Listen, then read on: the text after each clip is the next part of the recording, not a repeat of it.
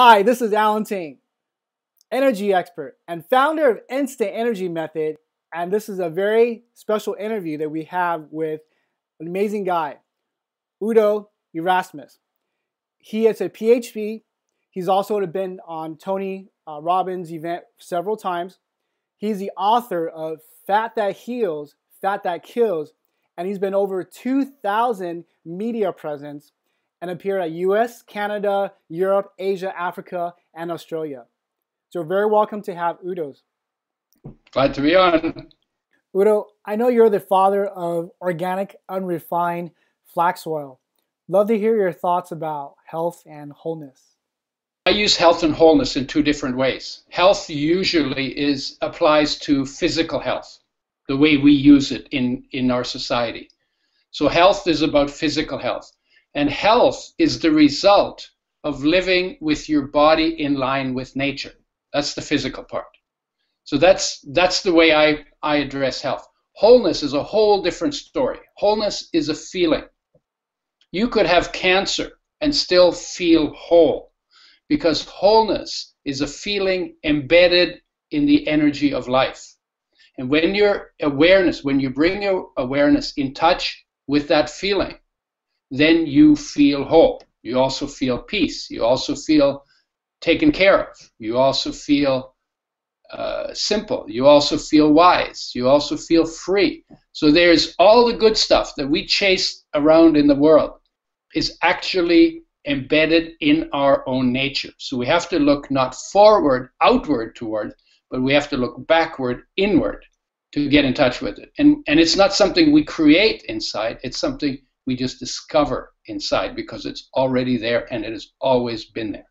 So wholeness is it's really cool because you could feel whole even if your body was wrecked, your thinking was completely disorganized, and your environment was a disaster area. You could still feel whole because that thing in us, life, the energy that keeps us alive, is not affected by anything. That's what's so cool about it, because you can go from any worst state. If you can get in touch with that thing that is whole in you, there's your road back to getting out of the mess that you're in your body, in your mind, or your environment. It's very, very powerful. Wow, that's a very profound. People talk about it. That's a very profound statement. Tell us more about wholeness, Udo. Well, what else other than it's there? Yeah, you already have it. You know, we're born whole. We live our entire life whole, and we die whole. From the perspective of life, because life doesn't die actually. So it separates from the body, but our awareness goes with the energy. So even that, you start talking about death, from the outside it looks awful. From the inside it's an incredible experience, because our awareness that has been plastered out into the world, or in our mind, in our thoughts, or in our body, actually lets go of all of those and falls back into its source, which is life. And then goes with life, and the body ends, of course, because if the body wasn't propped up by life, you would recognize the body is just a molecular machine that is made for physical activity, but has no existence of its own, and is 100% completely dependent on the energy of life to keep it going. Wow. But we give credit to the body, and we tend to not give credit to life, which is really a major oversight. Probably the biggest issue on the planet is that we don't get in touch with life, and we don't give credit to life for all the things that are possible, that it makes possible. And do you know why is that? Why we don't get in touch with our lives and wholeness and in touch with our body? What is? Well, yeah, it's based on, when we're in our mother's body, we're sort of in a little Buddha bubble. Right? We don't have to make a living there. We don't have to work. We don't have to eat. We don't have to go to the bathroom. It's all taken care of. So we're completely taken care of. And in that place, there's not much for our awareness to go out to. So it's at rest in life. That's why it's called the Buddha state, because that is the Buddha state, when you're in touch with the feeling of life, right? And then when we come out into the world, we have to get to know the world. And now we got to learn how to survive. And there are dangers in the world, and there are pleasures in the world. And so our senses take our awareness out from the Buddha state into the world. So we get disconnected from that state that I just talked about, from that wholeness. Yes. And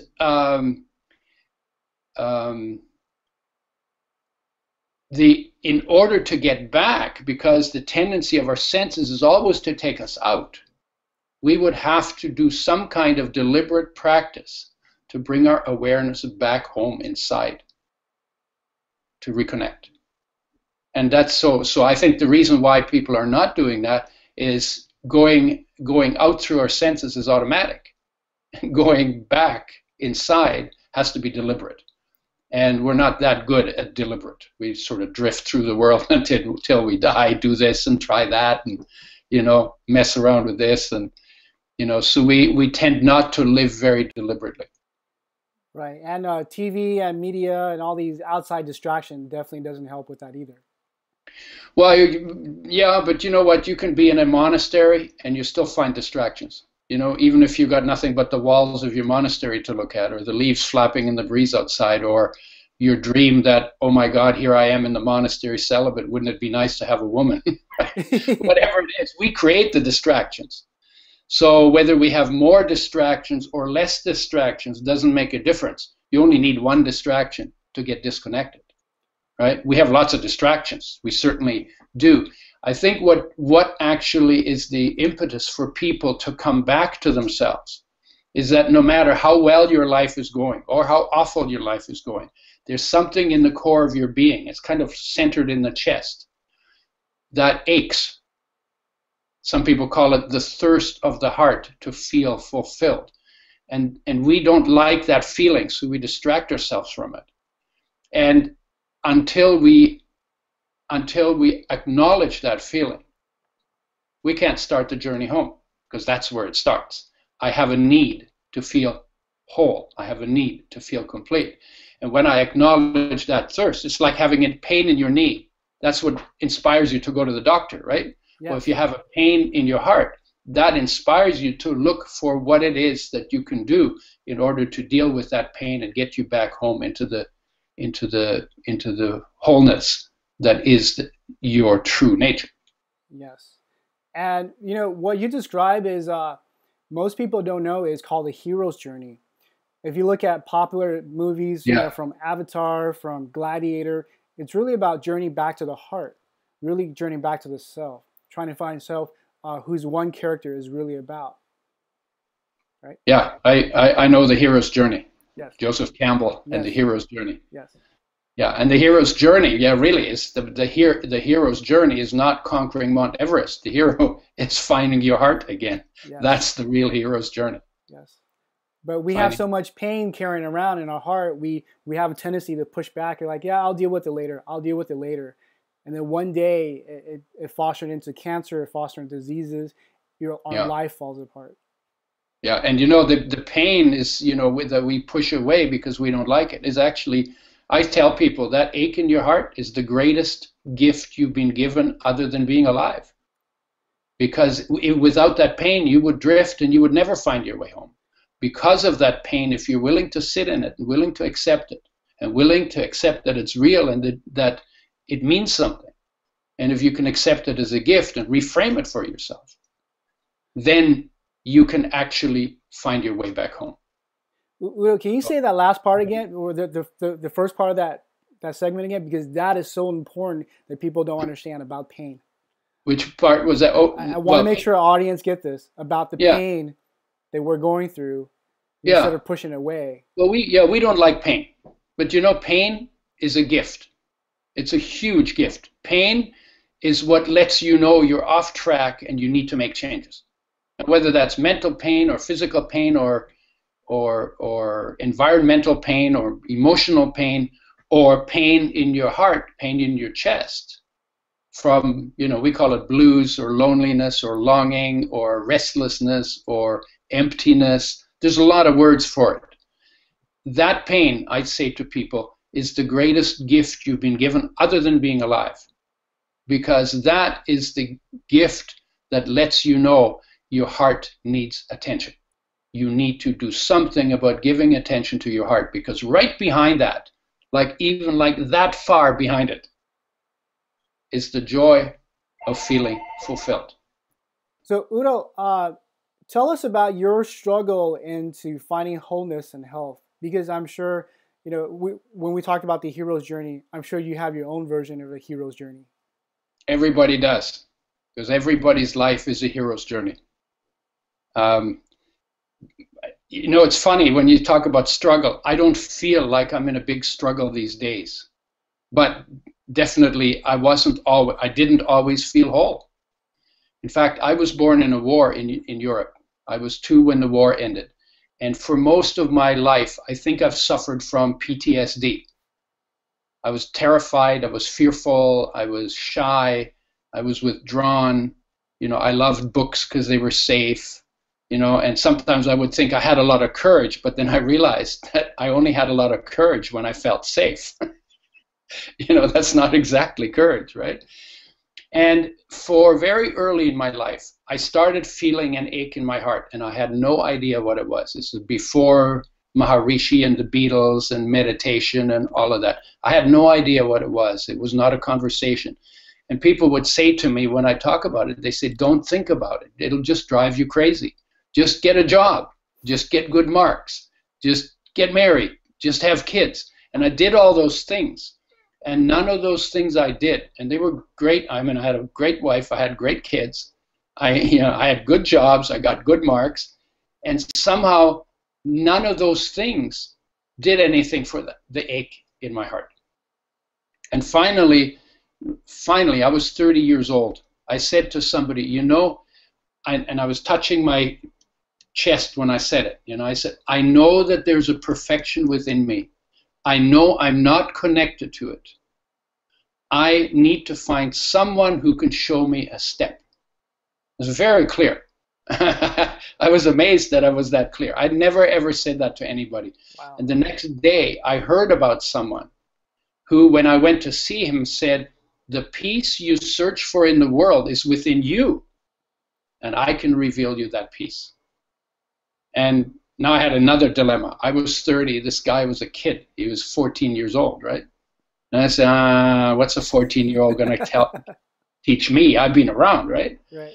And then I mulled it over and I said, well, I better check it out. I don't think he can, but just in case he can, peace is important to me, and so I better check him out. And if he can show me, then great. And if he can't show me, I'll just keep looking. And peace was very, very important to me because I came out of the war. The war ended when I was 2. I was 30. I knew I didn't have peace. So it was very clear to me that absence of war is not peace. Peace is more than that. Peace is something else. Peace, and of course, peace has to be personal. We're not talking about world peace here. We're talking about peace in my world, right? In my private, personal world, right? And if there's ever going to be peace in the world, it will come as the sum of the total personal pieces that people experience. And again, that's an experience in the same place where I experience wholeness. So that was one of my struggles. In terms of health, my struggle was that I got poisoned by pesticides after spraying them carelessly because I was very upset about the end of my marriage. And so I took a job as a pesticide sprayer, sprayed them carelessly for 3 years, got poisoned, like you would expect. Wow. And then the doctors couldn't help me. They had nothing for pesticide poison. So now I was worried because I found out pesticides cause cancer. So my palms started to sweat. But because I had background in biological science and biochemistry, I then went to the journals and looked for health and nutrition, disease and nutrition, and found out how much damage is done to oils by processing. And oils are our most sensitive nutrients. They should have the most care, they get the least. And then we use them for frying on top of that. And the research is very clear. When you burn foods, and that's usually done by cooking them in oil, whether it's starch or protein or oil that you overheat, all three of them, independent of the others, increase inflammation, which is behind most of our degenerative diseases, and increase cancer. And at that point, I said, you know, we should be making oils with health in mind. And so I developed a method for making oils with health in mind and started a whole industry. Just came out of, you know, talk about pain being an incredible gift. Out of that pain came a whole industry, right? And that's done now. We make oils with health in mind, and we brought the omega-3s in, and we got them balanced with omega-6s. And now people can get oil that isn't damaged, that actually improves their health. And the feedback we've got from people on the long range of conditions that have improved because they started taking good oils is actually astounding, because I knew it would make people better, but I had no idea it would do so much. So that was a nice surprise for me as well. So those are two of my struggles. But pretty much, I got to say, all of my worst disasters have become this, and the pain that they caused have become the starting point for all of the greatest things that I experience in my life and that I do in my life. Wow, that's truly a hero's journey. Yeah, I don't, you know, the hero never feels like a hero. You know, the hero's journey is from the outside. From the inside, you know, it's like, oh my God, you know, it's like when you're going through it, it's like, you don't feel like a hero. It's like, oh my God, what happened? What did I do, right? And then you start looking around, geez, you know, this is not okay, right? And it's in the looking around that journey unfolds, because you don't know what the nature of that journey is going to be. Yes. Right. And then when I was doing the work on oils, you know, there were lots of times when I said, why am I doing that? All my friends are going out partying, and they're, you know, I'm banging on a handheld, non-electric typewriter, click, click, click, click, click. What am I doing, right? And there would always something would happen, say, no, you're on the right track, keep going. And that took me like almost 6 years to write the book. Wow. And then of course when the book came out, then it started to go, because people started reading it and hearing it, and then I ended up doing over 500 talks and over 300 media interviews, you know, and it's just continued on for the past 30 years. And now, of course, I'm expanding it, because it's not just about oils, it's not just about physical health, it's really about all of our nature, and all of it needs appropriate attention if we want to live a whole life. Absolutely. So there's just not this one puzzle. There's these different puzzles all combined together, is what you're saying. Yeah. I would say the central puzzle is to get the heart connected. You know, let me tell you a little story about that. You know, before I was able to, first of all, life has taken care of every one of us through all our dramas and all our traumas. No matter what happened in anybody's life, life has always taken perfect care of you from inside. Now, didn't create nice outside situations maybe, but from the inside, completely taken care of. And one day I realized, you know, that through my war and through my poisoning and through all of those things that I've gone through, you know, I was always completely taken care of. But my awareness went to the drama and the trauma, not to the life that was taking care of me. And when I realized that, you know, I said, I think I'd like to get to know that thing that is taking care of me so perfectly every moment of every day. That was a big switch for me. Now, when I learned how to do that from this kid, right, he showed me a method to bring my awareness inside. When I started doing that, my whole orientation changed. Before, when I didn't feel taken care of, I was always looking for things to do. What can I do that'll get me taken care of? And I did some really crazy stuff. You know, if the normal stuff didn't work, then I was, well, it must be some abnormal stuff. So I did some really crazy things. Because everything was about me getting taken care of. Because getting taken care of is such a powerful drive in every human being's life. But when I learned how to go to the place where I feel taken care of, because that's already in me, this is not something I create, but I get in touch with, then my whole orientation changed. I said, wow, it's not about me anymore. So I just look around and say, okay, what needs to be done around here? It's not about it taking care of me. It's about what needs to be done, because I know what I need to do if I don't feel taken care of. I just need to go back to the place where the care is. It's already there. And so that opened it up to say, okay, what is the biggest thing I can do? What is the biggest splash for good that I can make in one lifetime? And then I started looking, what are my skills? What's my education? What am I interested in? What's my experience? You know, and then out of that came science and education and author and creating methods for making oils with health in mind. And now, of course, turning health, total health, into a teachable field based on nature and human nature, because that's where health came from. And to throw drugs at it and chemicals at it and radiation and surgery, that's not a way to fix it, because all we're doing is addressing symptoms. We're not actually getting to the cause. The cause is we got disconnected from nature. You know, we don't live in line with nature. We don't live in line with our heart. We don't think in terms of helping, you know, making it work for everybody at the expense of nobody. And we don't live in line with nature. And when we don't, then we cannot possibly be really healthy or feel whole. Yes, and that was my question. Does eating healthy make us whole, and is that enough? Because I know people who, you know, who've been eating vegetarian, they have a raw food diet, and yet they still get cancer at the end of the day. Well, sure. We have, I mean, I went to a vegetarian conference at one point, and there were vegans there who were eating margarine, because margarine is a plant product instead of butter, which is an animal product, right? Because they made a decision not to eat animal products. But margarine is unbelievably highly damaged, and in those days was even worse than it is now. And, you know, tons of trans fatty acids in it and damaged molecules in it, and when you put them in your body, they interfere with your body's health. But I think more than that,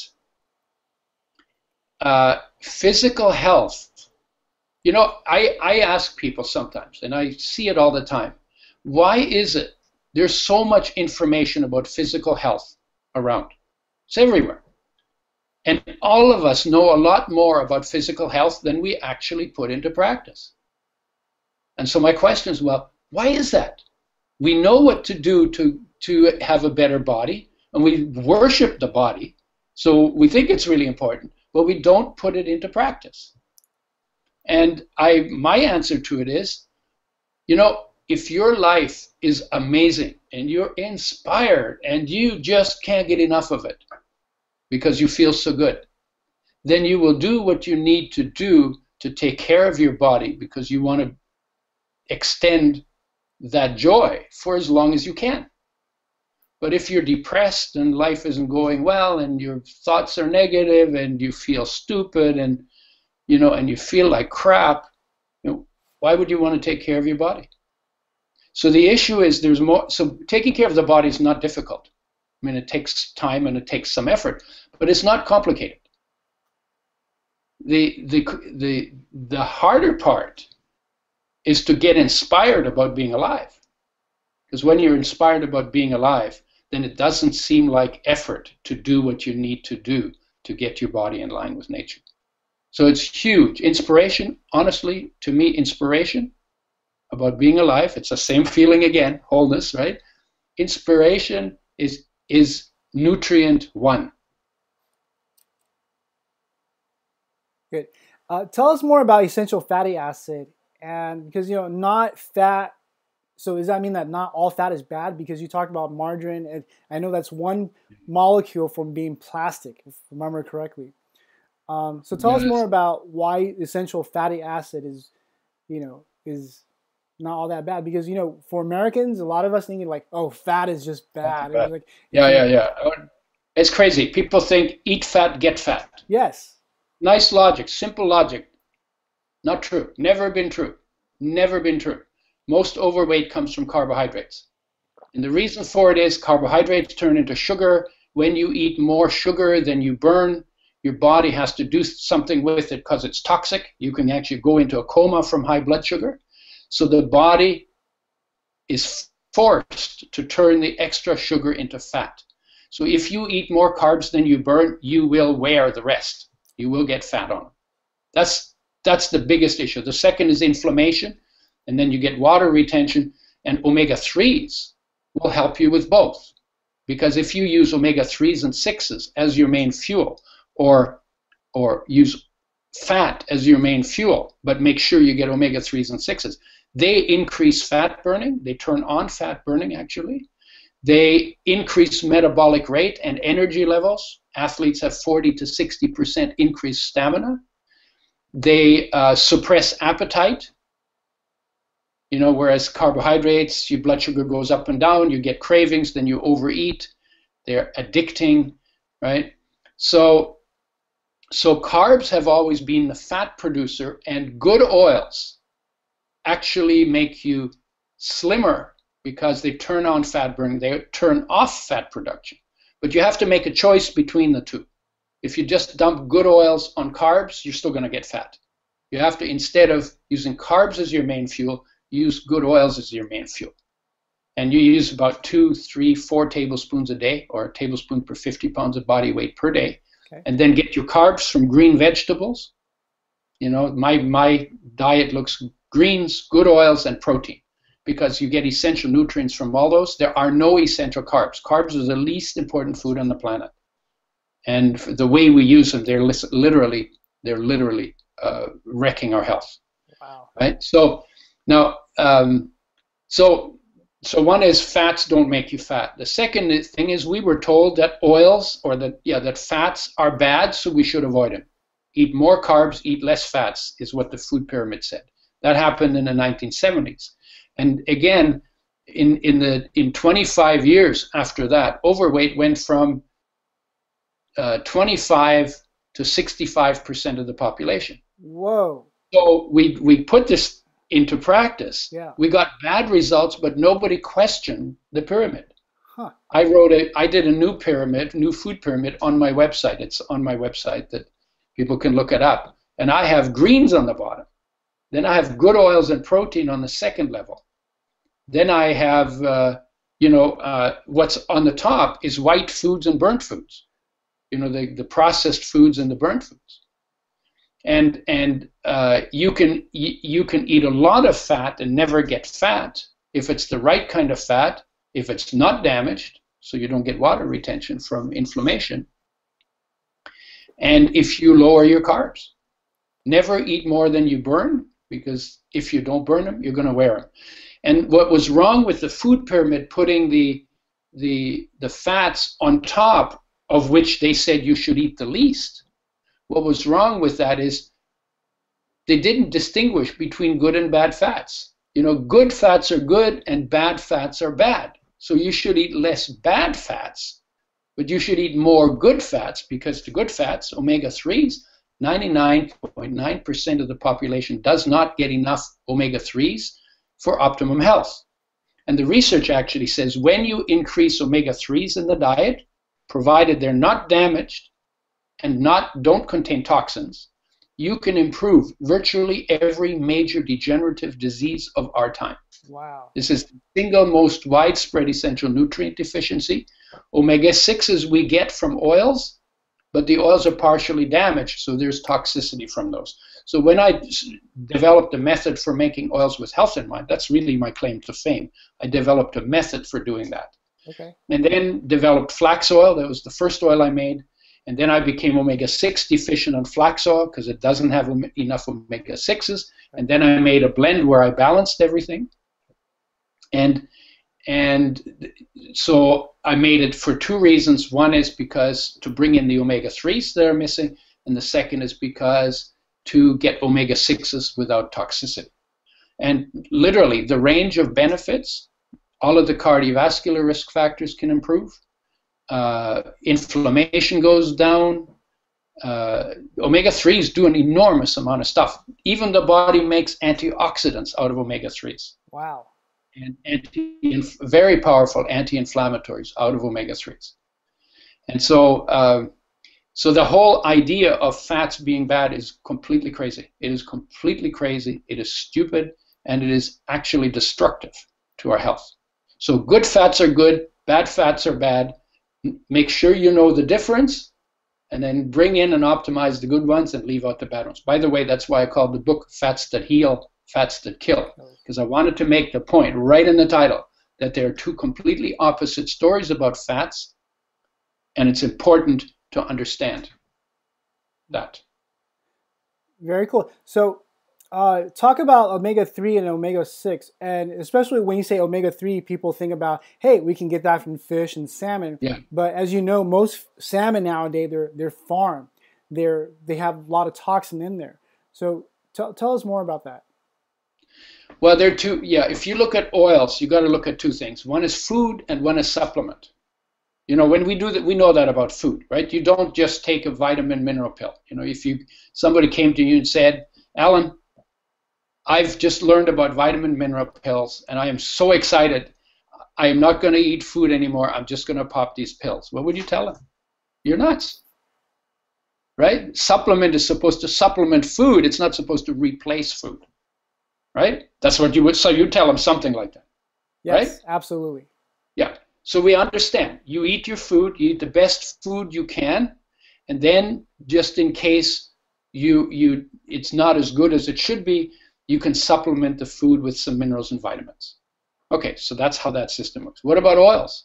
But what we've tried to do in oils with fish oil, and the fish oil industry has done it for years, they've tried to say you don't need any oil except fish oil. But we actually need a lot of oils. You know, so you get 2 capsules of fish oils or 3 capsules of fish oils, 3 grams. 3 grams is not enough fat for a human being.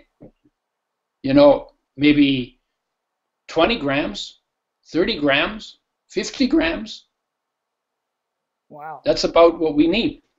So I make the distinction between the food oil and the supplement oil. Fish oil is a supplement oil. It's highly damaged. I don't recommend them, and I don't use them. Haven't for years. Food oil is what I work with. Udo's oil is a food oil. It's to replace the cooking oils that are damaged by processing, but you shouldn't cook with it. You should cook with water and then add the oil to the water-cooked food or put it on raw food. It goes in any food. And if you do it that way, you don't burn the food, you don't burn the nutrients, you don't make the foods toxic, you don't make the oil toxic. You enhance flavors and you get better absorption of the nutrients, because oils are very good at helping you absorb the oil-soluble nutrients in all your foods. So that's a food oil, 2 to 4 tablespoons for most people per day, mixed in food, spread out over the day. And then after that, you can decide if you want to supplement or not. If you want to supplement, my recommendation is krill oil, because it isn't damaged. Krill oil is not damaged by the processing. They make it in a completely different way. They actually alcohol extract it. And there's 2 kinds. One is alcohol extracted and the other one's acetone extracted. I prefer the alcohol extracted one because I don't like acetone in my system either. Absolutely. Yeah, sure. Right? So I don't mind a little alcohol in my system once in a while.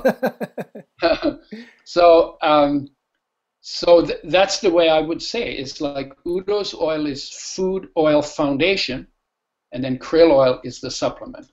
If they're treated with care, if they're made with health in mind, if they're not damaged and they're not toxic, we work with organically grown seeds. Krill oil comes from South Pole, basically, waters around the South Pole, which is not perfectly clean, but it's cleaner than any other place on Earth because there's fewer people down there, right? So if you get a good food oil foundation and you get a good krill oil supplement, then that covers all of your needs in the oils arena in terms of physical health. Wow, so it's through your pain that, through the pesticide, the toxin, the poisoning, that you formulated into, or you did a lot more research about oil, and that's how you came to formulate Udo's oil. Yeah. If there's one message that you love to share with our audience, an inspirational message, what would that be? I would say that every problem on this planet could be solved in 5 minutes if every human being would embrace the ache in their heart, would sit with that ache, would find a way to reconnect either on their own or by finding someone who knows how to help them do that because they've done it themselves, right? Someone who's mastered that journey. And of all the things that need to be done on the planet, that is job 1. Wow. That it's very profound and it's very powerful. Yeah. Thank you.